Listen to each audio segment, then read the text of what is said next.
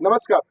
वसई विरार शहर महानगरपालिकेच्या इलेक्शन निमित्त महायुतीचं वसई मध्यवर्ती कार्यालयाचं उद्घाटन झालेलं आहे. आता आपल्यासोबत पालघरचे आमदार गावित साहेब आहेत. ते काय सांगत आहेत ते ऐकूया. साहेब, ह्या इलेक्शनकडे तुम्ही कशा पद्धतीने बघता? या इलेक्शनकडे मी एवढंच हे बघेन की गेल्या 30-35 वर्षापासून ज्यांची ग्रामपंचायत, नगरपालिका आणि महानगरपालिका ज्यांची एवढ्या 30-35 वर्ष ज्यांची सत्ता आहे, त्यांनी ज्या अर्थाने या शहराचा एक विकासात्मक दृष्टिकोनातून आणि रचनात्मक दृष्टिकोनातून विचार करायला पाहिजे होता. परंतु दुर्दैवाने या शहराच्या विकासापेक्षा स्वतःच्या विकासाकडे त्यांनी जास्त लक्ष दिलं आणि परिणाम स्वरूप हे शहर इतकं सुंदर शहर होतं, आज ते भिवंडीपेक्षाही वाईट परिस्थिती आहे.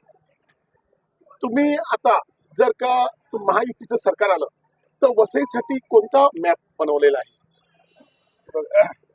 वसई विरार महानगरपालिका क्षेत्र निवडून या ठिकाणी आमची सत्ता येणारच, पण या ठिकाणी सत्ता आल्यानंतर खऱ्या अर्थाने आतापर्यंत सगळ्यात महत्त्वाचं की या ठिकाणी असलेलं अजूनही एवढं जवळजवळ 25 लाख लोकसंख्या असलेलं हे शहर असताना या ठिकाणी अजूनही एक 100 बेडचं सुद्धा हॉस्पिटल नसणं हे या शहराच्या दृष्टीने अत्यंत दुर्दैव आहे. आणि म्हणून या ठिकाणी एक सुपर स्पेशालिस्ट हॉस्पिटल जो 300 बेडचे हॉस्पिटल या ठिकाणी मुख्यमंत्री आणि उपमुख्यमंत्र्यांनी या ठिकाणी त्याला तत्वता मान्यता दिलेली आहे. आणि या ठिकाणी ज्या MRI, CT स्कॅन असेल, डायलिसिस असेल किंवा सोनोग्राफी सारखं असेल, अशा ज्या आधुनिक अशा प्रकारच्या ज्या सुविधा आहेत आरोग्याच्या दृष्टिकोनातून, त्या सुविधा या ठिकाणी आम्ही देण्याच्या त्याला पहिली प्रायोरिटी देतो. ह्या ठिकाणी अनधिकृत बांधकामाचं फारच पेव आलेलं आहे आणि वसई विरार भागामध्ये अनधिकृत बांधकाम आणि OC नसलेल्या बिल्डिंग ह्यांना कसं काही आता सांभाळून घेतलं जाणार आहे? बघा, खऱ्या अर्थाने मागील ज्यांची सत्ता होती त्यांनी ते मोठं पाप केलेलं आहे. मी तर पापच म्हणेन, कारण आज विरारला सुद्धा किंवा वसईला सुद्धा अनेक ठिकाणी ज्या जुन्या म्हणजे आपल्या जुन्या बिल्डिंग आहे, अनेक ठिकाणी कोलॅप्स झालेले आहे, अनेकांचे प्राण त्या ठिकाणी गमावलेले आहे. आणि म्हणून या ठिकाणी खऱ्या अर्थाने त्याला एक क्लस्टर ज्याला आपण जसं ठाण्यामध्ये किंवा मुंबईमध्ये काही ठिकाणी क्लस्टर स्कीम आहे, तशाच पद्धतीने वसई विरार महानगरपालिका या ठिकाणी क्लस्टर स्कीम आणून ज्या डळमेळ झालेल्या जुन्या ज्या इमारती आहेत त्या ठिकाणी क्लस्टरच्या माध्यमातून कशा डेव्हलप करता येईल आणि खऱ्या अर्थाने जे OC आणि CC वगैरे जे आहे की ज्यांच्या NA नसताना सुद्धा त्यांना त्या ठिकाणी काही ना OC आणि CC दिली गेलेलं आहे.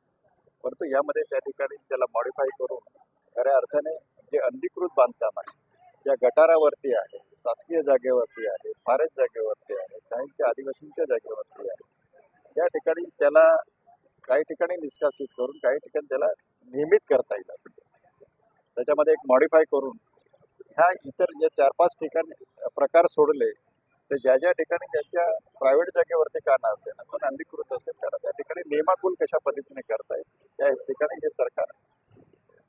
तुम्ही खासदार असताना वसईचा भाग देखील तुमच्या खासदारकी क्षेत्रामध्ये होता.